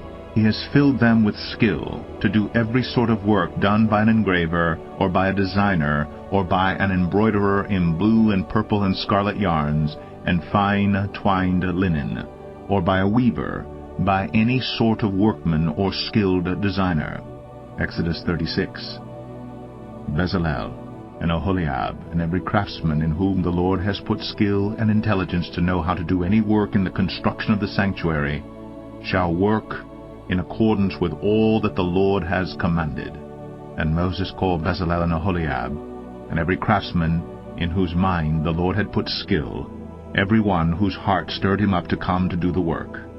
And they received from Moses all the contribution that the people of Israel had brought for doing the work on the sanctuary. They still kept bringing him freewill offerings every morning, so that all the craftsmen who were doing every sort of task on the sanctuary came, each from the task that he was doing, and said to Moses, The people bring much more than enough for doing the work that the Lord has commanded us to do. So Moses gave command, and word was proclaimed throughout the camp, Let no man or woman do anything more for the contribution for the sanctuary. So the people were restrained from bringing, for the material they had was sufficient to do all the work and more. And all the craftsmen among the workmen made the tabernacle with 10 curtains. They were made of fine twined linen in blue and purple and scarlet yarns, with cherubims skillfully worked. The length of each curtain was 28 cubits, and the breadth of each curtain 4 cubits. All the curtains were the same size. He coupled 5 curtains to one another, and the other 5 curtains he coupled to one another. He made loops of blue on the edge of the outermost curtain of the first set. Likewise he made them on the edge of the outermost curtain of the second set. He made 50 loops on the one curtain, and he made 50 loops on the edge of the curtain that was in the second set. The loops were opposite one another. And he made 50 clasps of gold, and coupled the curtains one to the other with clasps. So the tabernacle was a single whole. He also made curtains of goat's hair for a tent over the tabernacle. He made 11 curtains. The length of each curtain was 30 cubits, and the breadth of each curtain 4 cubits. The 11 curtains were the same size. He coupled 5 curtains by themselves, and 6 curtains by themselves. And he made 50 loops on the edge of the outermost curtain of the one set, and 50 loops on the edge of the other connecting curtain. And he made 50 clasps of bronze to couple the tent together, that it might be a single whole. And he made for the tent a covering of tanned rams' skins and goat skins. Then he made the upright frames for the tabernacle of acacia wood. 10 cubits was the length of a frame, and a cubit and a half the breadth of each frame. Each frame had 2 tenons for fitting together. He did this for all the frames of the tabernacle. The frames for the tabernacle he made thus: 20 frames for the south side, and he made 40 bases of silver under the 20 frames, 2 bases under one frame for its 2 tenons, and 2 bases under the next frame for its 2 tenons. For the second side of the tabernacle on the north side he made 20 frames, and their 40 bases of silver, 2 bases under one frame, and 2 bases under the next frame. For the rear of the tabernacle westward he made 6 frames. He made 2 frames for corners of the tabernacle in the rear, and they were separate beneath, but joined at the top, at the first ring. He made 2 of them this way for the 2 corners. There were 8 frames with their bases of silver, 16 bases, under every frame 2 bases. He made bars of acacia wood, 5 for the frames of the one side of the tabernacle, and 5 bars for the frames of the other side of the tabernacle, and 5 bars for the frames of the tabernacle at the rear westward. And he made the middle bar to run from end to end halfway up the frames. And he overlaid the frames with gold, and made their rings of gold for holders for the bars, and overlaid the bars with gold. He made the veil of blue and purple and scarlet yarns, and fine twined linen. With cherubim skillfully worked into it he made it. And for it he made 4 pillars of acacia, and overlaid them with gold. Their hooks were of gold, and he cast for them 4 bases of silver. He also made a screen for the entrance of the tent, of blue and purple and scarlet yarns, and fine twined linen, embroidered with needlework, and its 5 pillars with their hooks. He overlaid their capitals, and their fillets were of gold, but their 5 bases were of bronze. Exodus 37. Bezalel made the ark of acacia wood. 2 cubits and a half was its length, 1 cubit and a half its breadth, and 1 cubit and a half its height. And he overlaid it with pure gold inside and outside, and made a molding of gold around it. And he cast for it 4 rings of gold for its 4 feet, 2 rings on its one side, and 2 rings on its other side. And he made poles of acacia wood, and overlaid them with gold, and put the poles into the rings on the sides of the ark to carry the ark. And he made a mercy seat of pure gold. 2 cubits and a half was its length, and 1 cubit and a half its breadth. And he made 2 cherubim of gold.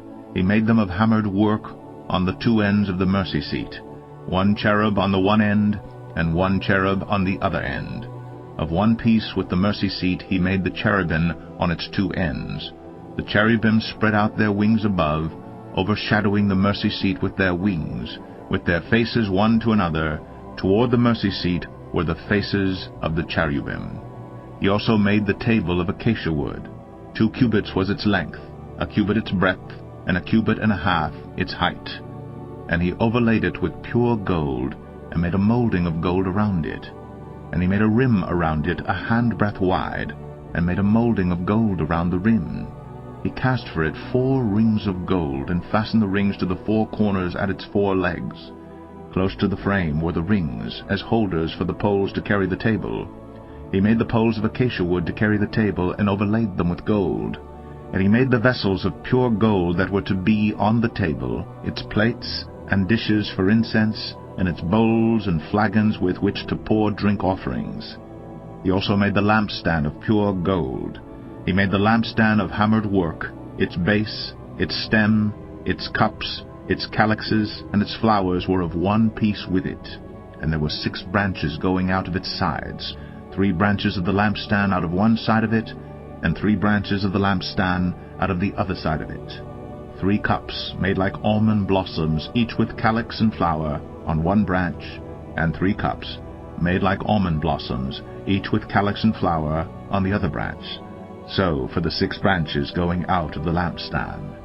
And on the lampstand itself were 4 cups made like almond blossoms, with their calyxes and flowers, and a calyx of one piece with it under each pair of the 6 branches going out of it. Their calyxes and their branches were of one piece with it. The whole of it was a single piece of hammered work of pure gold. And he made it 7 lamps, and its tongs, and its trays, of pure gold.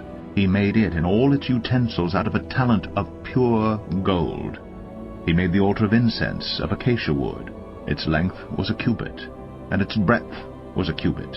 It was square, and 2 cubits was its height. Its horns were of one piece with it. He overlaid it with pure gold, its top and around its sides and its horns.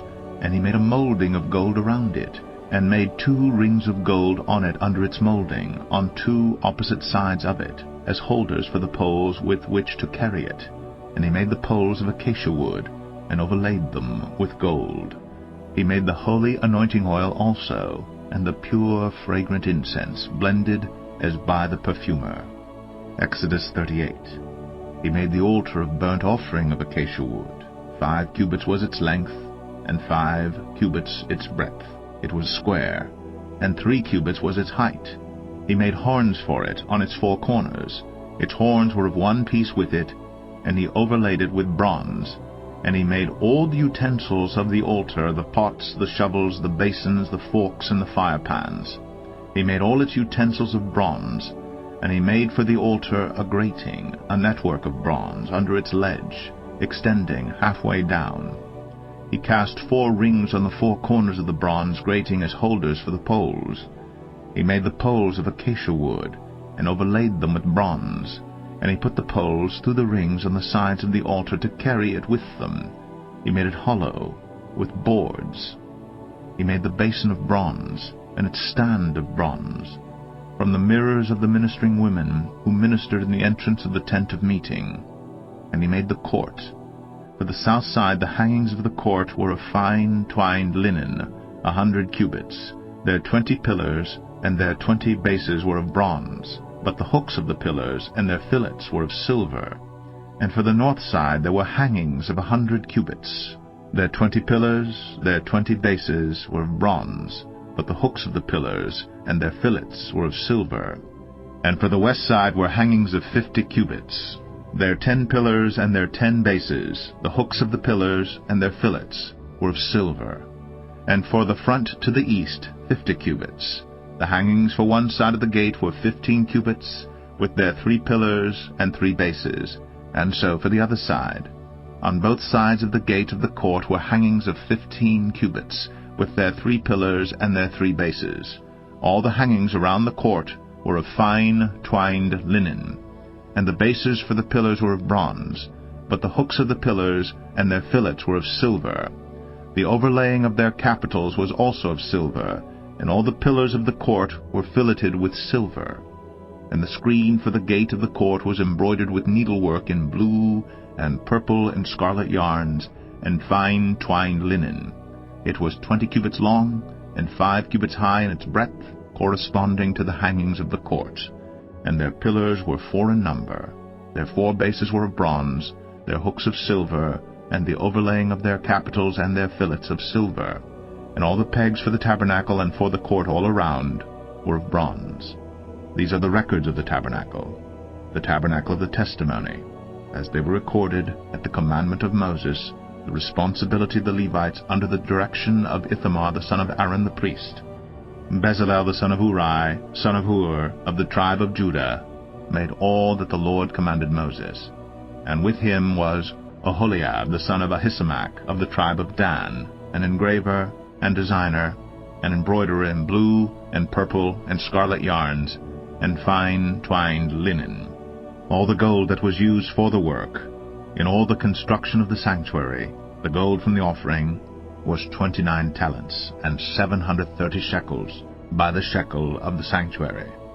The silver from those of the congregation who were recorded was 100 talents, and 1,775 shekels, by the shekel of the sanctuary. A bekah, a head, that is, half a shekel, by the shekel of the sanctuary, for everyone who was listed in the records, from 20 years old and upward, for 603,550 men. The 100 talents of silver were for casting the bases of the sanctuary and the bases of the veil, 100 bases for the 100 talents, a talent a base. And of the 1,775 shekels he made hooks for the pillars, and overlaid their capitals, and made fillets for them. The bronze that was offered was 70 talents, and 2,400 shekels. With it he made the bases for the entrance of the tent of meeting, the bronze altar, and the bronze grating for it, and all the utensils of the altar, the bases around the court, and the bases of the gate of the court, all the pegs of the tabernacle, and all the pegs around the court. Exodus 39. From the blue and purple and scarlet yarns they made finely woven garments for ministering in the holy place. They made the holy garments for Aaron, as the Lord had commanded Moses. He made the ephod of gold, blue and purple and scarlet yarns, and fine twined linen. And they hammered out gold leaf, and he cut it into threads to work into the blue and purple and the scarlet yarns, and into the fine twined linen in skilled design. They made for the ephod attaching shoulder pieces joined to it at its 2 edges. And the skillfully woven band on it was of one piece with it, and made like it, of gold, blue and purple and scarlet yarns, and fine twined linen, as the Lord had commanded Moses. They made the onyx stones, enclosed in settings of gold filigree, and engraved like the engravings of a signet, according to the names of the sons of Israel. And he set them on the shoulder pieces of the ephod to be stones of remembrance for the sons of Israel, as the Lord had commanded Moses. He made the breastpiece in skilled work, in the style of the ephod of gold, blue and purple and scarlet yarns, and fine twined linen. It was square. They made the breastpiece doubled, a span its length, and a span its breadth when doubled. And they set in it 4 rows of stones. A row of sardius, topaz, and carbuncle was the first row, and the second row an emerald, a sapphire, and a diamond, and the third row a jacinth, an agate, and an amethyst, and the fourth row a beryl, an onyx, and a jasper. They were enclosed in settings of gold filigree. There were 12 stones with their names according to the names of the sons of Israel. They were like signets, each engraved with its name, for the 12 tribes. And they made on the breastpiece twisted chains like cords of pure gold. And they made 2 settings of gold filigree, and 2 gold rings, and put the 2 rings on the 2 edges of the breastpiece. And they put the 2 cords of gold in the 2 rings at the edges of the breastpiece. They attached the 2 ends of the 2 cords to the 2 settings of filigree. Thus they attached it in front to the shoulder pieces of the ephod. Then they made 2 rings of gold, and put them at the 2 ends of the breastpiece, on its inside edge next to the ephod. And they made 2 rings of gold, and attached them in front to the lower part of the 2 shoulder pieces of the ephod, at its seam above the skillfully woven band of the ephod.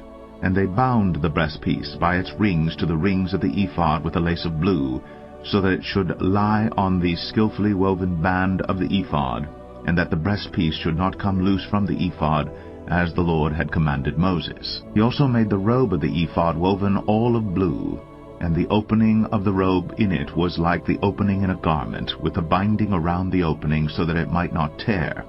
On the hem of the robe they made pomegranates of blue and purple and scarlet yarns and fine twined linen. They also made bells of pure gold, and put the bells between the pomegranates all around the hem of the robe, between the pomegranates, a bell and a pomegranate around the hem of the robe for ministering, as the Lord had commanded Moses. They also made the coats woven of fine linen, for Aaron and his sons, and the turban of fine linen, and the caps of fine linen, and the linen undergarments of fine twined linen, and the sash of fine twined linen, and of blue and purple and scarlet yarns, embroidered with needlework, as the Lord had commanded Moses. They made the plate of the holy crown of pure gold, and wrote on it an inscription, like the engraving of a signet, Holy to the Lord. And they tied to it a cord of blue to fasten it on the turban above, as the Lord had commanded Moses. Thus all the work of the tabernacle of the tent of meeting was finished, and the people of Israel did according to all that the Lord had commanded Moses, so they did. Then they brought the tabernacle to Moses, the tent, and all its utensils, its hooks, its frames, its bars, its pillars, and its bases, the covering of tanned rams' skins and goat skins, and the veil of the screen, the ark of the testimony with its poles, and the mercy seat, the table with all its utensils, and the bread of the presence, the lampstand of pure gold, and its lamps with the lamps set and all its utensils, and the oil for the light, the golden altar, the anointing oil and the fragrant incense, and the screen for the entrance of the tent, the bronze altar, and its grating of bronze, its poles, and all its utensils, the basin and its stand, the hangings of the court, its pillars, and its bases, and the screen for the gate of the court, its cords, and its pegs, and all the utensils for the service of the tabernacle, for the tent of meeting, the finely worked garments for ministering in the holy place, the holy garments for Aaron the priest, and the garments of his sons for their service as priests, according to all that the Lord had commanded Moses, So the people of Israel had done all the work. And Moses saw all the work, and behold, they had done it, as the Lord had commanded. So had they done it. Then Moses blessed them. Exodus 40.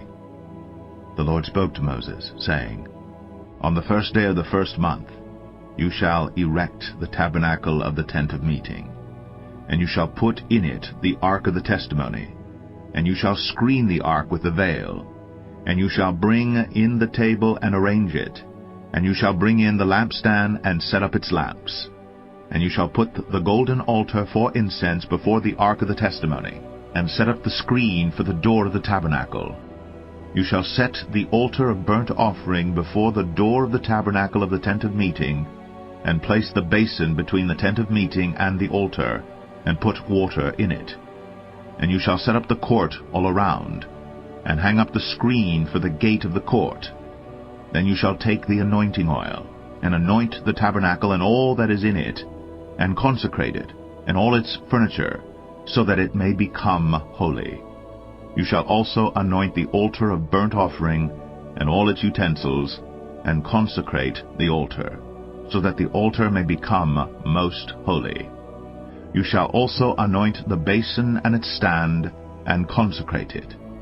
Then you shall bring Aaron and his sons to the entrance of the tent of meeting, and shall wash them with water. And put on Aaron the holy garments, and you shall anoint him, and consecrate him, that he may serve me as priest. You shall bring his sons also, and put coats on them, and anoint them, as you anointed their father, that they may serve me as priests. And their anointing shall admit them to a perpetual priesthood throughout their generations. This Moses did. According to all that the Lord commanded him, so he did. In the first month, in the second year, on the first day of the month, the tabernacle was erected. Moses erected the tabernacle. He laid its bases, and set up its frames, and put in its poles, and raised up its pillars. And he spread the tent over the tabernacle, and put the covering of the tent over it, as the Lord had commanded Moses. He took the testimony, and put it into the ark, and put the poles on the ark, and set the mercy seat above on the ark. And he brought the ark into the tabernacle, and set up the veil of the screen, and screened the ark of the testimony, as the Lord had commanded Moses. He put the table in the tent of meeting, on the north side of the tabernacle outside the veil, and arranged the bread on it before the Lord, as the Lord had commanded Moses. He put the lampstand in the tent of meeting, opposite the table on the south side of the tabernacle, and set up the lamps before the Lord, as the Lord had commanded Moses. He put the golden altar in the tent of meeting before the veil, and burned fragrant incense on it, as the Lord had commanded Moses. He put in place the screen for the door of the tabernacle, and he set the altar of burnt offering at the entrance of the tabernacle of the tent of meeting, and offered on it the burnt offering and the grain offering, as the Lord had commanded Moses. He set the basin between the tent of meeting and the altar, and put water in it for washing, with which Moses and Aaron and his sons washed their hands and their feet, when they went into the tent of meeting, and when they approached the altar, they washed, as the Lord commanded Moses. And he erected the court around the tabernacle and the altar, and set up the screen of the gate of the court. So Moses finished the work. Then the cloud covered the tent of meeting, and the glory of the Lord filled the tabernacle. And Moses was not able to enter the tent of meeting, because the cloud settled on it, and the glory of the Lord filled the tabernacle. Throughout all their journeys, whenever the cloud was taken up from over the tabernacle, the people of Israel would set out. But if the cloud was not taken up, then they did not set out till the day that it was taken up.